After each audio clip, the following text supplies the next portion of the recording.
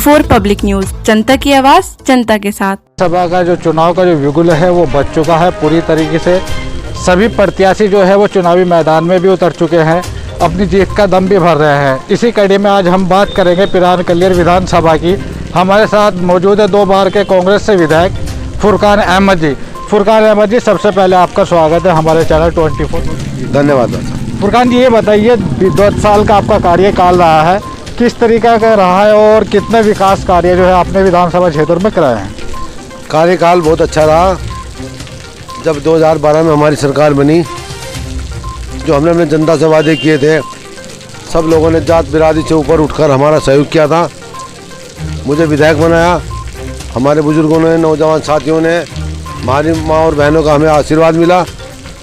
तो जब मैं विधायक बना तो मेरा फ़र्ज़ था, मेरा हक बनता था कि मैं अपने क्षेत्र में काम कराऊं।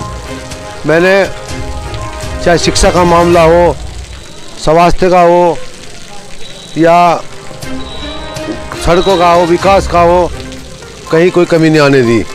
मैंने पिरान कलियर में इंटर कॉलेज, यूनानी मेडिकल कॉलेज स्वीकृत कराया, भौरी में कन्या इंटर कॉलेज, मगरूमपुर जो रुड़की से लेकर लक्सर तक का भी कोई हाई स्कूल भी नहीं होता था, आज वहाँ पर डिग्री कॉलेज मगरूमपुर में बनकर तैयार हुआ। दौलतपुर में इंटर कॉलेज और रामपुर में इंटर कॉलेज, और जो हमारे पिरान कलियर में अस्पताल नहीं था वो भी स्वीकृत कराया, जिसमें काम शुरू हो चुका। हमने सड़कों का जाल 44 के 44 गाँव में बिछाया, और हमने अगर कब्रिस्तान में बाउंड्री बनाई तो हमने मुरद घाट में भी छतरी बनाई। हमने मंदिर में काम किया तो मस्जिद में भी किया, रविदास धर्मशाला में भी काम किया, और भी जिस जगह यानी कि जिस जगह भी जिस चीज़ की ज़रूरत हुई वो हमने काम किया। हमारा पिरान कलियर शरीफ जो एक तीर्थ स्थल थे, यहाँ पर देश विदेश से जाने आते हैं। यहाँ पर एक अंग्रेज़ों के वक्त का बना हुआ पुल था जिसमें भीड़ होती थी। हमने वो दूसरा पुल स्वीकृत किया जो आज एक नहर का बनकर तैयार हो गया, दूसरा पर काम चल रहा है। हमने एक रामपुर से लेकर पिरान कलियर तक एक बाईपास जो स्वीकृत कराया, उसमें भी आज काम चल रहा है, पुल पर काम चल रहा है। हाँ, एक हमारा पुराना पिरान कलियर में पुल था, जब ये बीजेपी सरकार बनी तो वो कुछ थोड़ा डैमेज हो गया।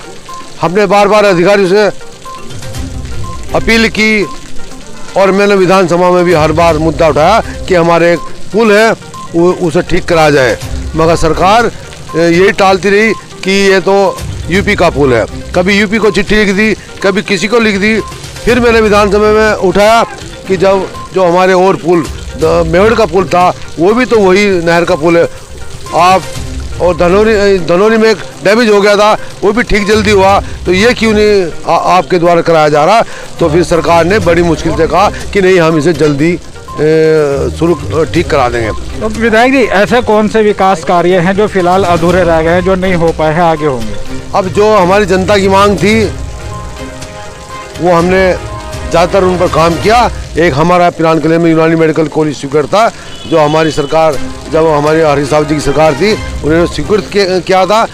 आज बीजेपी ने धरातल पर उस पर काम शुरू नहीं किया। सबसे पहला तो उसका काम 2022 में तुरंत पहले उस पर काम होगा, और जो भी हमारी क्षेत्र की जनता मांग करेगी हम उस काम को आगे कराएंगे। विधायक जी, यहाँ पे अगर बात की जाए, आम आदमी पार्टी ने अपना प्रत्याशी उठाया हुआ है, वो लगातार आपके ऊपर हमला कर रहा है कि 10 साल के अंदर कोई विकास कार्य नहीं किया गया है, तो कितने इसमें सच्चाई है?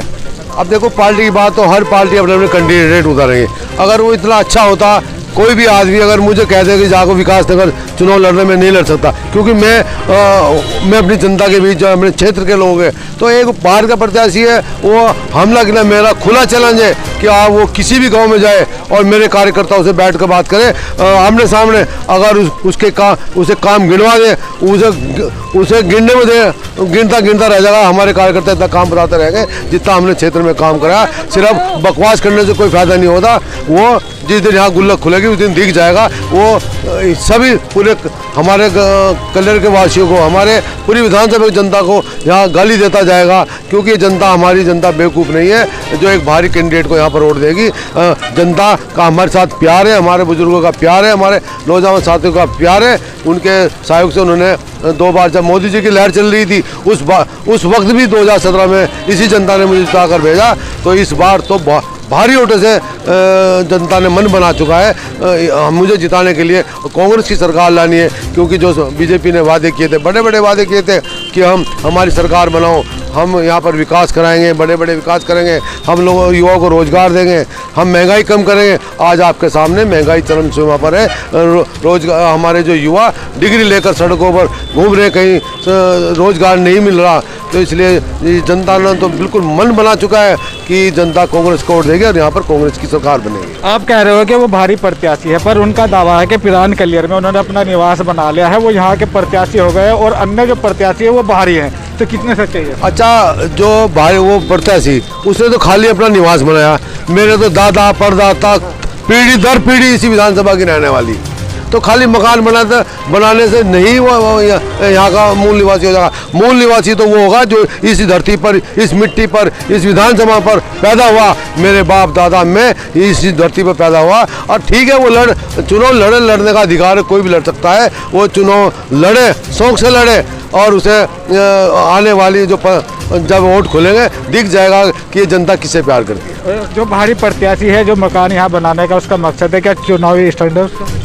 अरे तो ये मैं नहीं कह सकता, पता नहीं उसने यहाँ रहने के लिए मकान बना रहा या कोई बिजनेस के लिए बना रहा, उसमें मैं पढ़ना नहीं चाहता। आदमी कोई भी आज़ाद है, कहीं कोई मकान बना सकता है, कुछ भी कर सकता है। हाँ, इतना जरूर है कि जनता उसे ऐसा लपेट के भेजेगी, वो देखता रह जाएगा, पूरी कलियर के क्षेत्र वालों को वो बुरा भला ही कहता फिरेगा। जनता का किस तरीके से सहयोग मिल रहा है? जनता के बीच जा रहे हैं, क्या वादा कर रहे हैं? क्या तीसरी जो हैट्रिक है वो फुरकान अहमद लगा पाएंगे? जिस तरह हमने जात बिरादरी से ऊपर उठकर पूरे क्षेत्र में काम किया, पूरी विधानसभा में काम किया, आज हमारे वही युवा, अभी आपने देखा कोई सा गांव ऐसा नहीं कि जुम्मेदार का साथी नहीं है, ये चुनाव खुद लड़ने के लिए तैयार है। आज भी सभी हमारे कार्यकर्ताओं ने कहा कि विधायक जी आप नहीं, चुनाव हम सब लड़ रहे हैं और हमारा सब का फर्ज है।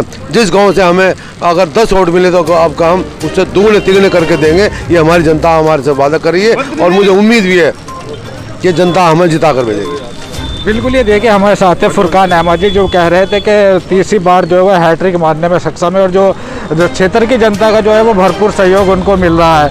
अब जो इस बार जो जनता जो है वो विधानसभा से चुन के किसको भेजेगी, किसके सर पे जीत का ताज सजाएगी, ये 10 मार्च को फैसला हो जाएगा। मैं राव सरवर साबरी, 24 पब्लिक न्यूज़।